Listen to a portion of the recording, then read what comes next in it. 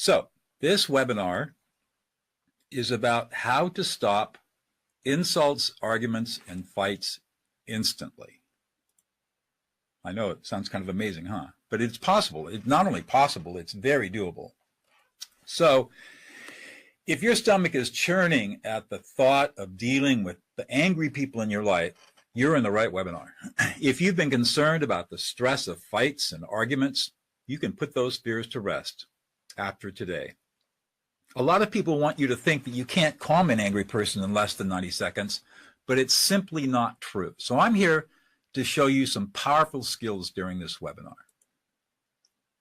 As a bonus, for those who hang around, I'm going to give you a free video lesson on how to negotiate anything without compromising. Imagine being able to negotiate anything you want and never have to compromise. So I've got to put up a lesson on that, and I'll tell you how to get it when we close out the video in an hour or so. I'm also going to show you the way that I help people solve difficult problems without having to give anything up. So if you want the lesson, as I said, just stick around to the very end, and I will tell you how to get there. But first of all, let's find out where you are all from. So put in your city in the chat room there, put in your city, and let's see where everybody's from. I'm going to go back to chat here real quick, and I just want to see where people are coming from.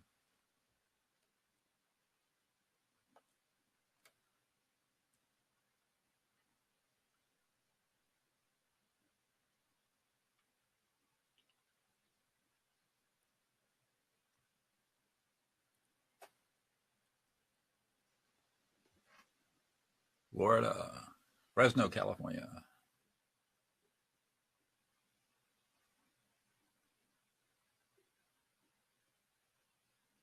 Seattle.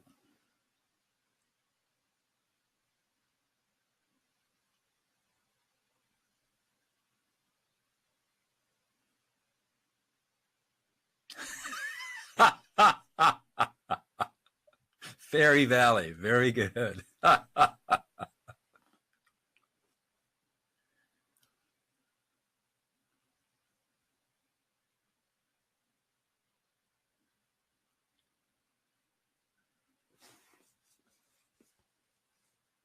Okay.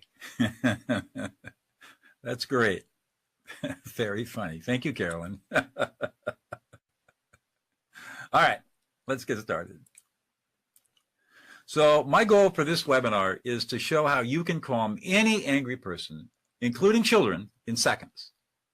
How you can remain calm no matter what without feeling defensive, anxious, or angry yourself.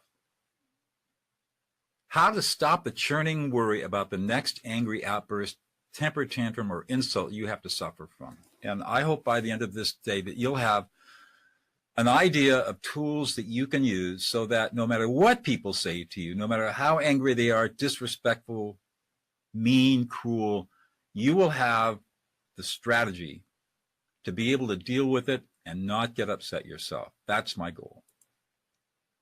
So let's take a quick poll.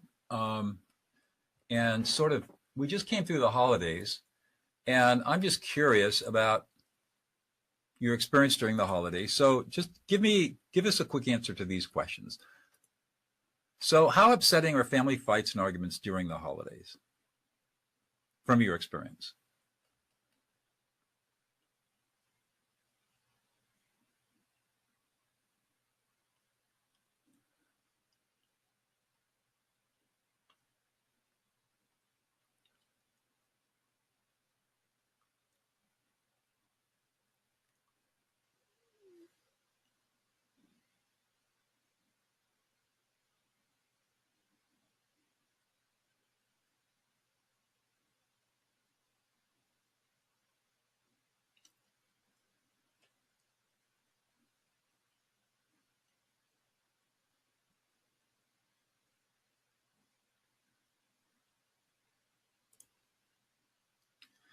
The only way for you to respond to any angry insult or disrespectful person is to remain calm. And the only way that I found to do that is through my de-escalate listening strategies. I have not found anything else out there that even comes close to the power of what I'm going to show you this morning. you're going to discover my step-by-step strategy for bringing peace and calm to any situation instantly. And amazingly enough, that angry person who you thought was going to take your head off will be thanking you profusely and with gratitude when you're done calming them down. And I'll explain why that is when we get to it. So first of all, some of you know me, some of you don't. Let me tell you a little bit about myself.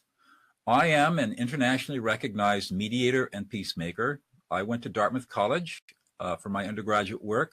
I then went to law school at the University of the Pacific McGeorge School of Law. I've been a lawyer for 40 years now. In mid-career, I left the practice of law as a practitioner and went back to school and obtained my master's degree in peacemaking and conflict studies at Fresno Pacific University, where I was trained by the Mennonites to become a peacemaker. I've been honored as California Lawyer of the Year for my peacemaking work. I've also been honored as an Encore.org Purpose Prize Fellow for my work. I am the co-founder of Prison of Peace, which I'll talk about a little bit.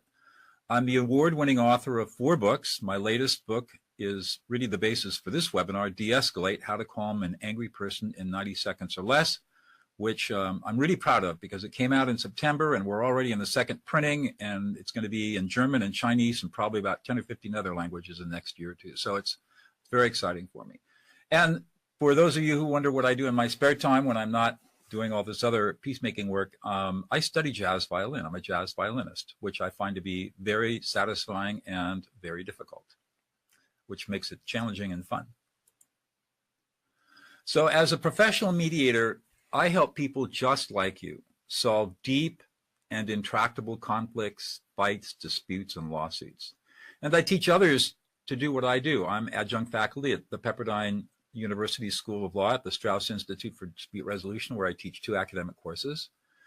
And because of the work that I've done over these past 20 or so years, I am driven to spread my proven strategies to millions because I have seen the power that these strategies contain. And I've just seen some amazing transformative stuff that I want you to experience as I have.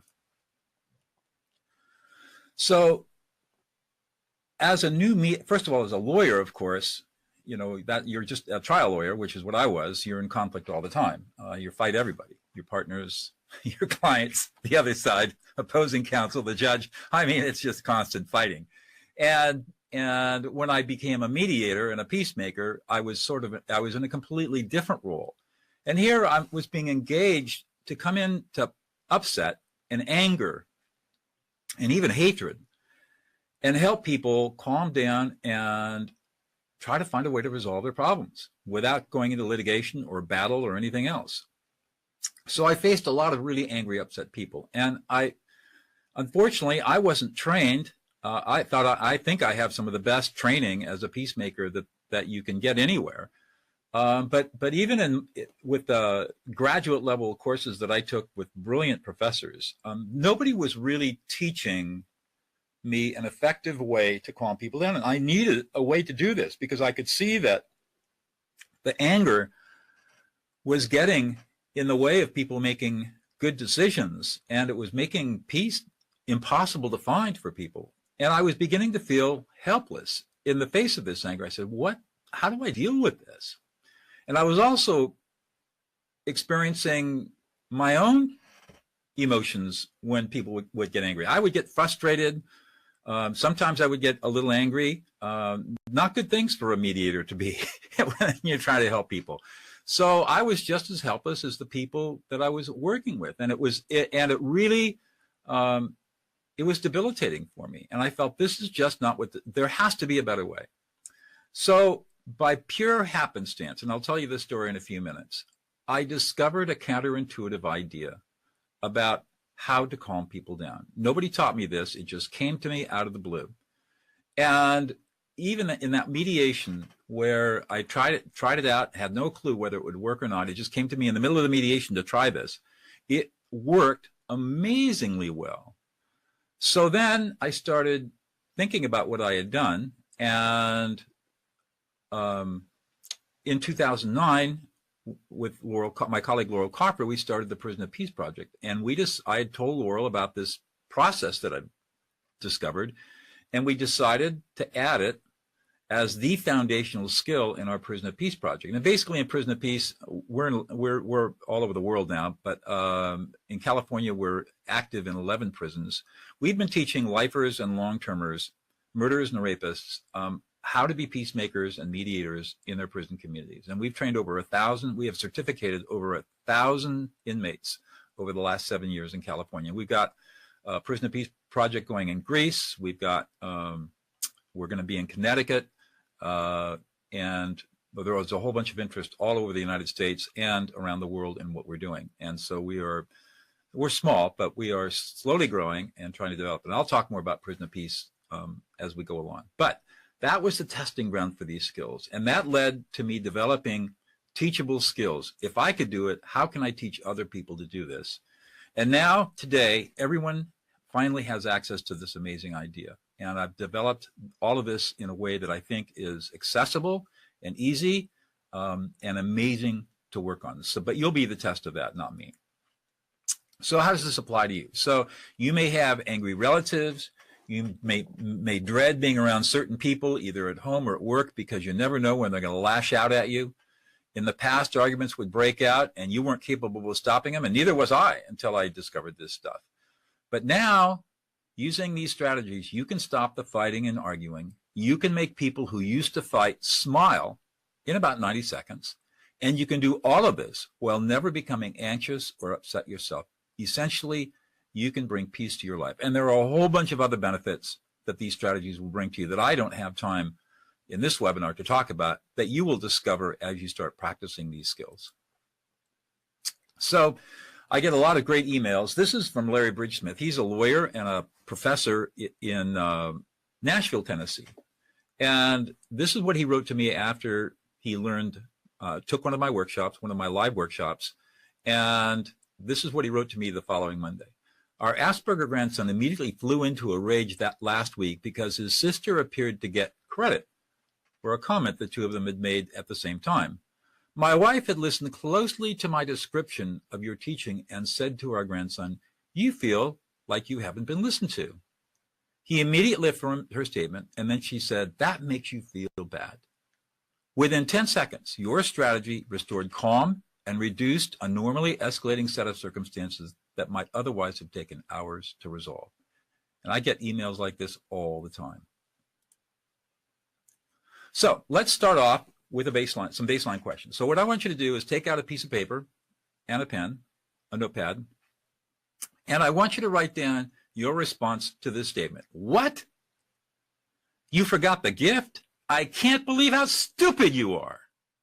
How would you respond to that? Write down your response. And I'll give you a minute.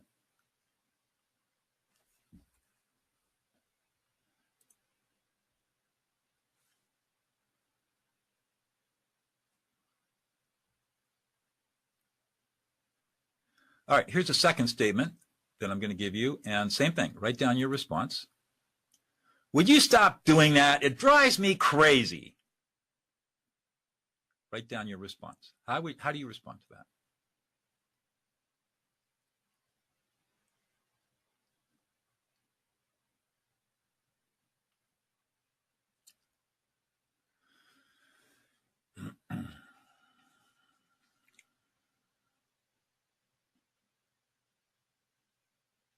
And here's the third statement. All you can do is think about yourself. You never think about my feelings. How would you respond to that?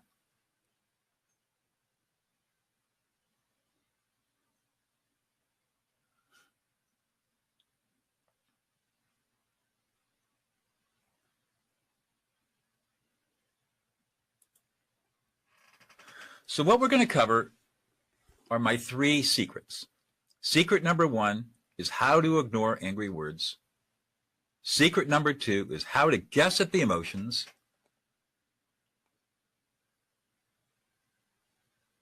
Secret number 3, how to reflect back the emotions with a simple you statement.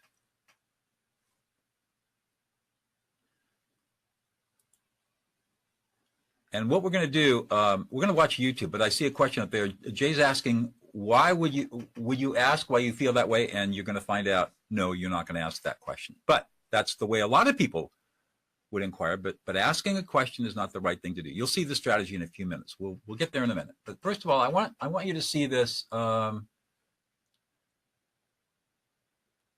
want you to watch this. Let me see. I got to find it here. There it is. Okay, let's watch this video. It'll sort of set the stage.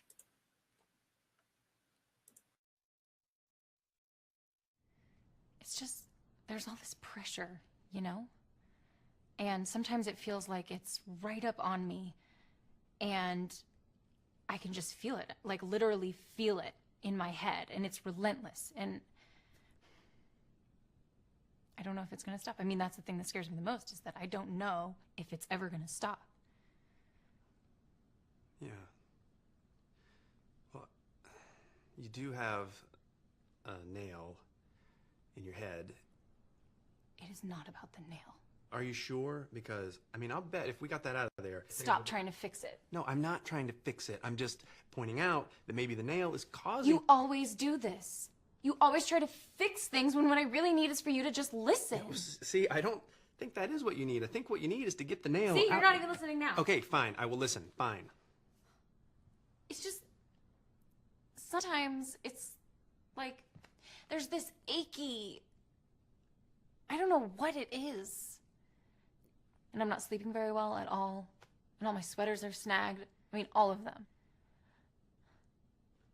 Yeah, that sounds really hard. It is. Thank you. Ow! Oh, come on. If you would just... Don't... Try to see things my way. Do I have to keep on talking till... I love that video.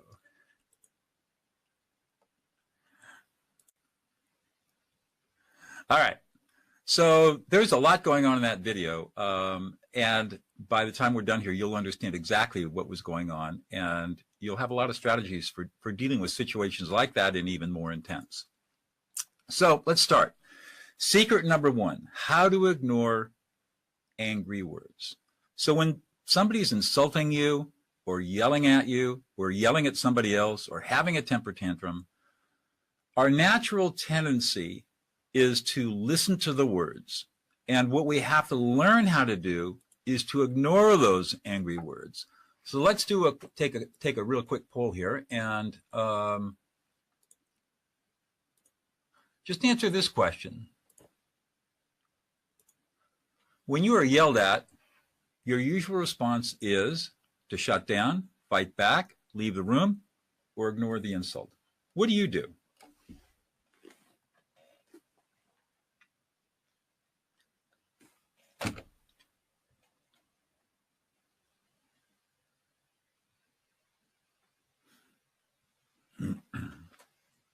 Yeah.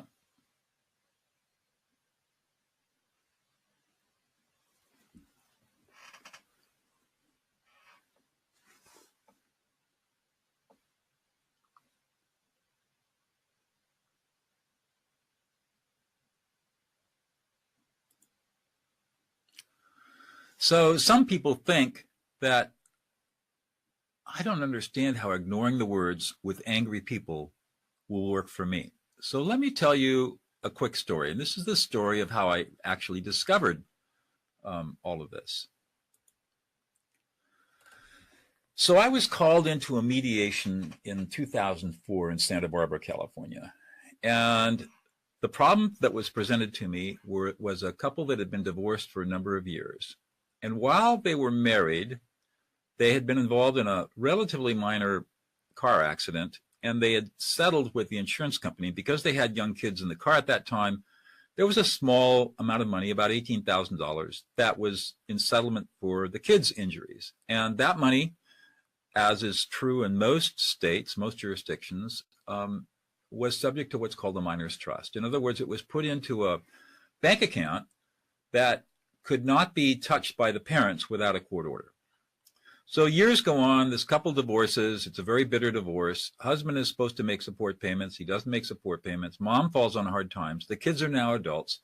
And she's desperate because she doesn't have any money. So she calls up her kids and said, you know, that $18,000 in the account, do you guys mind if I take that? And the kid said, Mom, take the money. We don't need it. Well, unfortunately, she didn't go to court to get a court order. So she actually violated the trust and violated a court order. Ex-husband, living about 100 miles away, learns about it, gets absolutely furious, files a lawsuit for contempt of court, fraud, all this stuff. And by the time they get to me, they've spent $50,000 in attorney's fees over an $18,000 problem. So here they are in the room. Their lawyers are not present. Their lawyers have basically given up on them, saying, you people are crazy. And I get them in the room, and I haven't even barely sat down in the chair at the head of the table when these two start screaming at each other. I mean, vile insults. I mean, they're going hammer and tong at each other. And I'm, oh my God, what am I going to do? And I just watched them for a few minutes, and I was starting to get nervous and anxious because that's the way I reacted to people who are getting angry when they're out of control. And all of a sudden, out of the blue, a thought came to me. Ignore the words. Pay attention to the feelings. I don't know where this came from. It just came to me. And so I did this Moses parting the waves kind of thing I do when people are going at it, and got them to be quiet for a moment. And I turned to Susan and I said, Susan, I want you to ignore John's words. Ignore everything that he's saying. The words have no meaning. And do you think you can do that? And she said, I don't know. What do you mean ignore the words? I said, you've heard these words a million times before. There's no new news here. Cuss words and vile insults, you know, we have a very limited vocabulary when you think about it. No new news here. So just ignore it. And can you do that? And she said, well, I think so. So I had John start telling his story again, and Susan would start to bristle, and I said, ignore his words. Just ignore them. Just see if you can ignore what he's saying, and just pay attention to John as a human being, not listening to his words. And she did that. And in about a matter of seconds, as she began to ignore the words, she started to calm down. I mean, it was amazing to watch. 30 seconds ago, she was this raving, crazy woman, and now she was sitting there calmly, just being present, because she was able to ignore the words, and it was that easy for her. So let's go back to John and Susan. So I asked Susan, after she ignored his words and started to calm down, I asked her what she thought John was feeling. And in the beginning, she struggled. She said, what do you mean, what is he feeling? I said, what do you think he's feeling right now? And she looked at John, and then she looked at me, and she said to me, well, I think he's really angry right now. And I said, well, tell John that. And so she did. And so John started talking again, and she started guessing at his feelings. So this is from this. So emotions come in layers. In this webinar, we're talking about anger and insult and disrespect. It could, you know, this works for positive emotions too, but we're going to focus on the negative, on the unpleasant stuff. So people present to us, and they're angry, they're enraged, they're frustrated, and they're loud, they're in our space, potentially violent, very scary. Beneath that anger, you will always find anxiety, fear, fright, and being scared. And then beneath that layer is a sense of what I call kind of dignitary emotions. These really aren't emotions, but they are close, so I include them in, and they seem to fit. So a sense of being treated unfairly or unjustly, a sense of being unsupported, of not being listened to or being unheard, of being ignored, of being disrespected. And then under that, people have feelings of shame, humiliation, and embarrassment. And then under that, there is sadness and grief. And then under that, there is a sense of being completely abandoned, alone, and unloved. So these are the layers. And whenever somebody is really angry, that's just the tip of the iceberg of what's going on. And so as you get skilled in listening to and guessing at the emotions, you start plugging in, where are they? What is showing up here in these layers? And you'll cycle through them. And again, depending upon the context, you'll either go through all the layers or some of them. When I'm teaching classes and introducing this idea in prison, I'll take these gangbangers who just are pretty tough looking, and I will go through all these layers in about 30 seconds, and invariably I'll have them crying. Tough guys, murderers, and I'll have them in tears because I get right to their core issue of being abandoned, alone, and unloved in about 30 to 45 seconds. Now, in fairness, before I called up a volunteer, I said, who wants to cry today? And of course, I'm dealing with these guys in maximum security prisons. Nobody wants to cry, but there's always some guy who says, you'll never make me cry. And I said, okay. And I get them tears coming down their eyes. And for the first time in their life, they actually feel deeply listened to. And the rest of the guys are in total shock when they see this happen. And you can do it too. So here it is: anger, rage, and humiliation, anxiety, fear, heightened, being frightened and scared, a sense of unfairness, being unsupported, not being listened to, being disrespected, shame, humiliation, embarrassment, sadness, grief, and then finally at the bottom, being abandoned, feeling lonely, completely alone, and completely unloved. You will use your discretion and discernment about how deep you go into these emotional layers. And you won't always do this. Sometimes you will, sometimes you won't. You're going to learn. You'll learn, and you'll have an instinct that will tell you what to do, what's necessary. So hopefully you got all of these and you wrote them down, and we'll move on. So let's do one more poll. We're to the next step. So answer this question.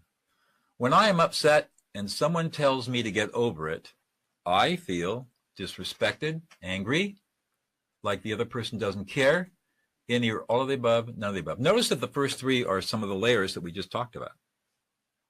So give us an answer to how you feel when somebody says, hey, get over it, man. Don't be a sissy.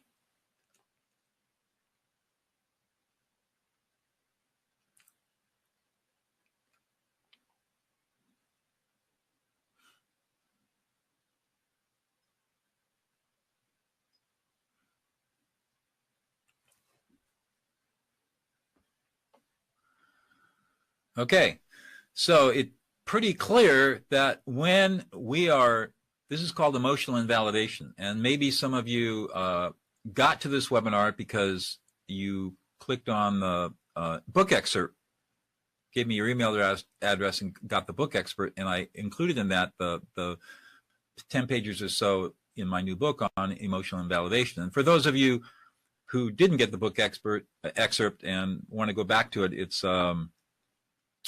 dougnoll.com/de-escalate book excerpt, I think, is where you can put in your email address and get the excerpt. But we'll come back to that later. The truth of the matter is that emotional invalidation is everywhere. And I don't have time in this webinar to go through the full lecture and explain what it is and how it works.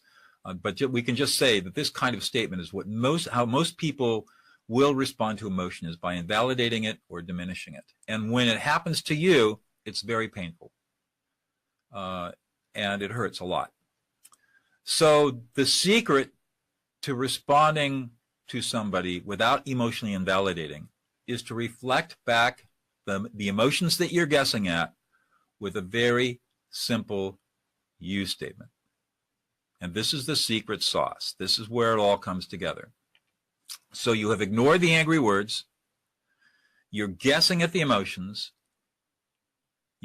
Because you're ignoring the words and guessing at the emotions, you actually move into a place of transcendence. It's kind of an amazing little spiritual thing that happens.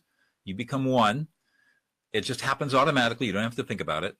And you reflect back what you think the speaker is feeling with a very simple you statement.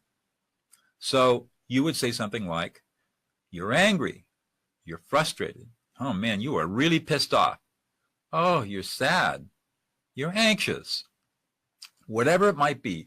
You're going to use the right tone of voice, appropriate to the, here's a little secret that is a little more advanced, and that is people say, well, what kind of a tone of voice do I use? I try to make it conversational, but I also want to match the intensity of the speaker. So if somebody says, I'll say, oh man, you're really angry. And the tone of my voice will be underneath, it'll be intense, but it will be underneath the intensity of the speaker. And then what happens is each round, they will start calming down, and I'll stay underneath them until we're pretty quiet. So it could go like this. This is how it might sound. Somebody is yelling, man, you're really angry. Yeah, I'm really angry. Oh man, you are so frustrated. Yeah, I'm really frustrated. Oh, you're really pissed off. Yeah, I'm really pissed off. And oh man, you are really sad. Oh yeah, no one's listening to me. It's just awful. Yeah. So they go from high intensity to low intensity. You match your voice with their intensity and you make it totally conversational. So here are some things that I found as I've experimented with this and perfected it. Here are things to do and not do. First of all, don't ask any questions. Hey man, are you angry? Or you could ask, why are you so angry? When you ask the question, why are you so angry? That is emotionally invalidating in that moment. It's not time for problem solving. Problem solving comes after you've calmed people down. So I teach in all my classes, de-escalate first, then problem solve. Don't try to problem solve first. Otherwise, you're going to be engaged in emotional invalidation, and it's just going to make things worse. So don't ask questions. No rising inflection. Are you angry? Are you angry? No, you are angry. Don't use an I statement. A lot of old active listening techniques said you have to use an I statement. Totally doesn't work. And again, I don't have time in this webinar to explain all the neuroscience behind this, but there are neuroscience studies out there that show why I statements don't work. What happens to the brain when you use an I statement instead of a you statement? Amazingly enough, there's hard science behind all of this. So you would not say what I think you're feeling is angry. All that will do is piss people off.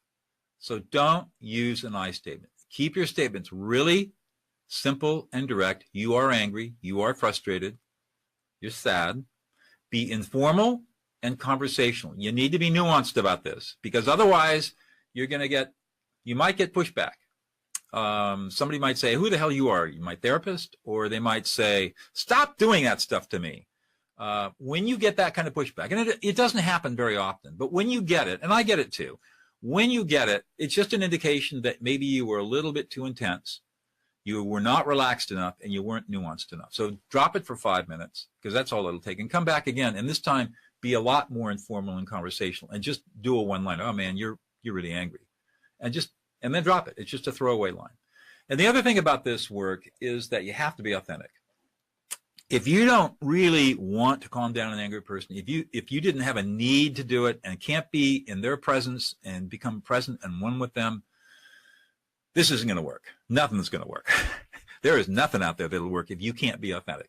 So that means there are times when you might not want to use this stuff. It might be appropriate to leave the room because you don't have the motivation or interest or bandwidth or concentration to be able to be authentic in that moment, and that's okay.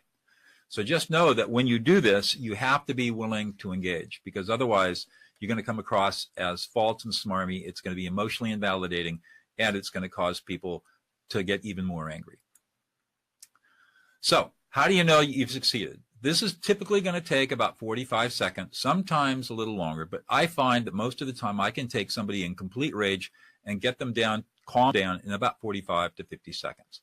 You're looking for 4 telltales that are completely unconscious. The first thing you're looking for is a nod of the head up and down. The second thing you're looking for is some kind of verbal response. So you're going to hear a verbal response like, yeah, or exactly, something like that. That's actually going to be pretty intense. It's going to be exclamatory. You're going to watch for a dropping of the shoulders. See here, my shoulders drop because there's a relaxation mechanism going on. All of this is unconscious. They don't even know they're doing it. And then you're going to see a big sigh of relief. Very obvious. And again, it's a relaxation because finally people have felt validated and listened to at a very deep level, and they can let go of all of this stuff that's going on with them. It happens every single time. And when you see these 4 things, you can stop. You can keep going if you want, but you have now got them de-escalated. And now it's time to turn to either let it go or turn to problem solving, which again, problem solving is way beyond the scope of today's webinar, but that would be the next step in terms of how you respond once you get people calmed down. So some people might say that telling someone how they feel is rude, or it's manipulative, or it is being presumptuous or impertinent. So let me explain a little bit about this. So if we go back to Susan and John, so Susan has been listening to John. She has ignored his words. She's been guessing at his emotions, and now she has been stating back what John feels. And so every time John is telling his story about how this lawsuit came to be, and all Susan is doing is saying, you're angry, you're frustrated, you feel sad, you feel betrayed, you pissed off, you don't feel like anybody's supporting you. I mean, she just went through the layers. And John finished his story, and then I had Susan tell her story, and I taught John to do the same thing, to ignore the words, pay attention and guess at Susan's feelings, and simply state back what he thought Susan was feeling. And he did that. And that the whole process took about 20 minutes between the two of them. And remember, this just came to me out of the blue. I was totally riding on the seat of my pants. I mean, this is never done anything like this before. Never heard of anybody doing anything like this before. So then the miracle happened. When they were done, there was a slight silence, and John put his hands up like this and put them on his face and started to sob. And we sort of sat there in stunned silence and just let him. This is a big, big wave of emotion. It took a couple of minutes for it to pass.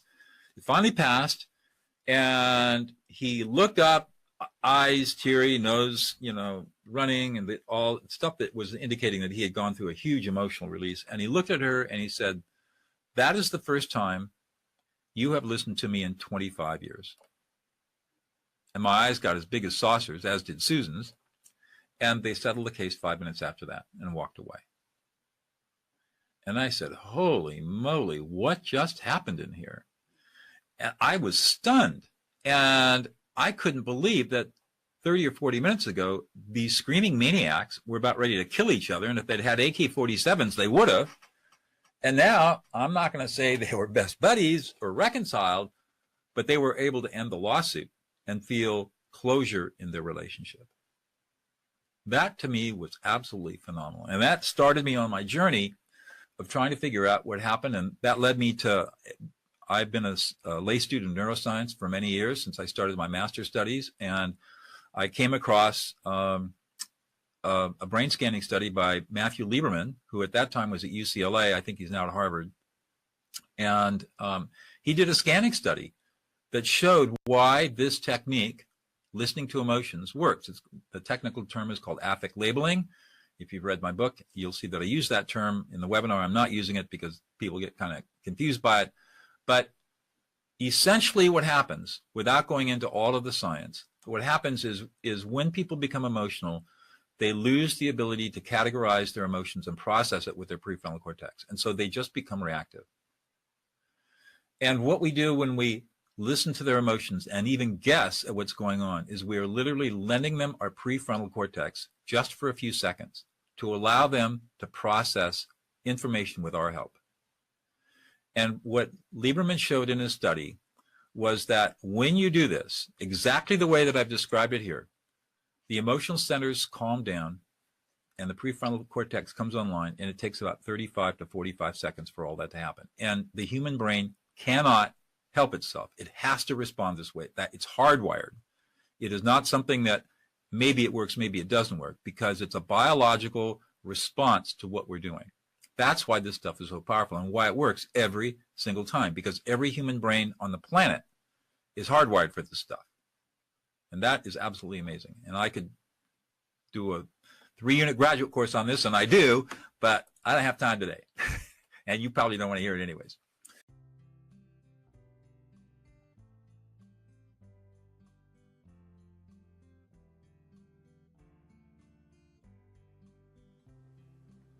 I want to go to the slumber party with my friends. No. How many times do I have to tell you you are not going to go? I want to Stop though. whining. I told you what's going to happen. But this is the party of the year. It doesn't matter. You're staying home. And if you keep arguing, you're going to be grounded This for is a the month. only one I've been invited to this whole year.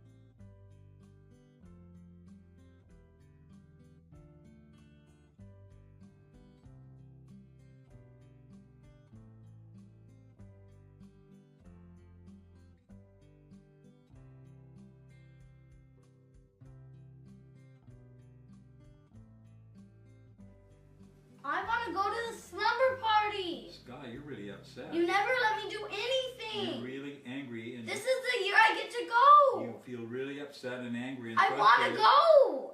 You really want to go to the slumber party, and you're feeling really sad because you're not able to go, and you're really unhappy about it. Really unhappy and sad, and you feel really frustrated and angry because what you want to do isn't happening, and you feel disrespected and not being listened to, and you feel all alone because nobody's supporting And you. I want to go. And you want to go to the slumber party because you're really, really upset. I never get to go with my friends. You feel like you never get to go with your friends, and you feel completely abandoned, and nobody ever lets you do anything that you want, and you feel like you have no control over your life. Yeah. And it really makes you upset.